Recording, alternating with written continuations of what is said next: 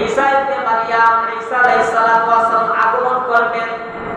তিনি বর্তমানে দ্বিতীয় আসমানে আছেন, জীবিত অবস্থায় আছেন, এখনো মৃত্যুবরণ করেন নাই।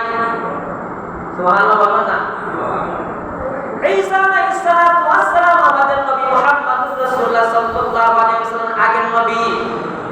উনার সাথীবর্গরা ঈসা আলাইহিস সালাতু ওয়াস সালামকে হত্যা করার জন্য তারা খুব চেষ্টা করে শেষ পর্যন্ত ঘরের মধ্যে আবদ্ধ করে রেখেছিল।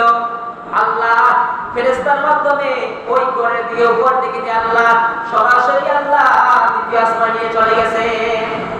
জীবিত অবস্থাতে তুমি দোয়া করেছেন, আল্লাহ মুহাম্মদুর রাসূলুল্লাহ উম্মত বানায় আমাকে, মুহাম্মদুর রাসূলুল্লাহ সাল্লাল্লাহু আলাইহি ওয়াসাল্লাম উম্মত আমাকে বানায়। এই দোয়া আল্লাহ কবুল করেছিলেন। এই জন্য আল্লাহ রাব্বুল আলামিন ঈসা আলাইহিস সালাম নবী, কিন্তু আমাদের নবীর উম্মত হয়ে তিনি আসেন।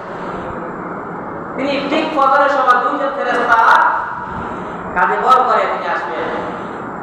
আসিয়ে তিনি বিশ্বের সমস্ত মুসলমানকে ডাক দিবেন, এই দাজ্জালের বিরুদ্ধে মোকাবেলা করো। দাজ্জাল এত শক্তিশালী হলেও দেখেন না বাঘের উপরে ডাক আছে না, এটা কথা আছে না, বাঘের উপরে ডাক আছে। তিনি আজাদ বাঘ, বাঘের উপরে সিংহ আছে।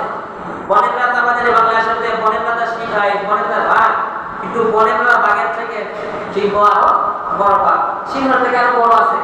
এই রকম অবস্থা প্রত্যেকটা মানুষ, যেমন আমি সামান্য শক্তিশালী, আমার থেকে